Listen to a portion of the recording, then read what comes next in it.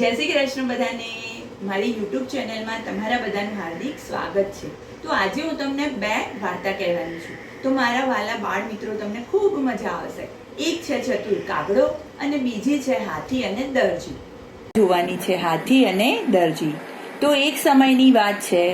એક ગામમાં એક હાથી રહેતો હતો અને એ જ ગામમાં એક દરજીભાઈ પણ રહેતા હતા. હવે દરજીભાઈની જે દુકાન હતી એ બજારમાં હતી. તો એ જ બજારમાંથી હાથી પણ દરરોજ પસાર થતો હતો. પછી એક વખતે દરજીભાઈના મનમાં એમ થયું કે આ હાથી દરરોજ અહીંયાથી પસાર થાય છે, તો લાવને હું એને કંઈક ખાવાનું આપું. તો એ દિવસે દરજીભાઈએ હાથીને કેળું ખવડાવ્યું. તો હાથીને તો કેળું ખાવાની બહુ મજા આવી, કારણ કે હાથીને તો કેળા બહુ જ ભાવે. એટલે હાથીએ તે કેળું ખાઈ લીધું. પછી એમ કરતાં કરતાં બીજા દિવસે પણ હાથીભાઈ ત્યાંથી જ નીકળ્યા. તો દરજીભાઈએ પાછું કેળું ખવડાવ્યું. તો હાથીભાઈ ખુશ થઈ ગયા. એમ કરતાં કરતાં ત્રીજો દિવસ, ચોથો દિવસ, પાંચમો દિવસ, એમ દરરોજ હાથીભાઈ ત્યાંથી જ પસાર થાય અને દરજીભાઈ દરરોજ એને કેળું ખવડાવે. તો હાથીભાઈને તો મજા પડી ગઈ. પછી દરજીભાઈને મનમાં એમ થયું કે આ હાથી તો રોજ પેદો પડી ગયો લાગે છે, કે હવે એને મારે કેળું ખવડાવવાનું બંધ કરવું પડશે. એટલે એક દિવસ એને એવું વિચાર આવ્યો કે આજે મારે કેળું હાથીને આપવું નથી. એટલે એણે હાથીને કેળું ના આપ્યું. તો હાથી થોડી વાર માટે રાહ જોઈને ઊભો રહ્યો, પણ પછી તે જતો રહ્યો. પછી એના બીજા દિવસે એ જ વસ્તુ થઈ કે દરજીભાઈએ હાથીભાઈને કેળું ના આપ્યું. એટલે હાથીભાઈને થોડી વાર સુધી ઊભા રહેવાનું મન થયું. એટલે ઊભા રહ્યા રાહ જોઈને કે હમણાં આપશે, હમણાં આપશે, હમણાં આપશે.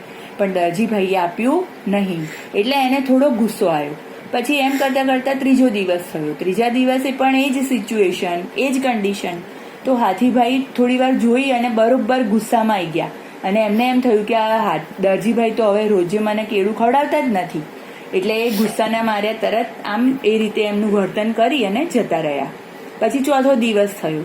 ત્યારે દરજીભાઈએ કંટાળી અને હાથી તો રોજ પેદો પડી ગયો હતો એ જાણીને એમણે હાથીની સૂંઢમાં સોય ભોકી દીધી.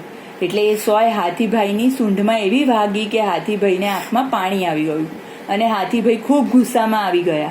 પછી એવું બન્યું કે હાથીભાઈ ગુસ્સામાં આવ્યા હતા, એટલે એમણે ધ્યાનમાં રાખ્યું કે હવે હું કાલે આનો બદલો લઈશ.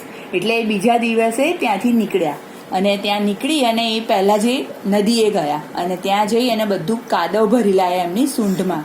અને સૂંઢમાં કાદવ ભરી લાવી અને દરજીભાઈની દુકાન આગળ આવીને ઊભા રહ્યા.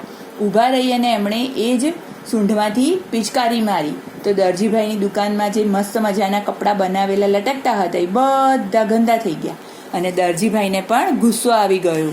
એટલે દરજીભાઈ પણ ગુસ્સે થઈ ગયા અને માથે હાથ મૂકી અને મનમાં કંઈક કંઈક બળબડવા લાગ્યા. એટલે આના ઉપરથી આપણે શું બોધ લેવો જોઈએ બાળ મિત્રો, કે ખરાબ વ્યવહાર આપણે કરીએ કોઈની સાથે તો એ મિત્ર હોય તો પણ એ આપણો શું બની જાય છે? દુશ્મન. એટલા માટે આપણે ક્યારેય કોઈની સાથે ખરાબ વ્યવહાર કરવો ના જોઈએ. Thank you.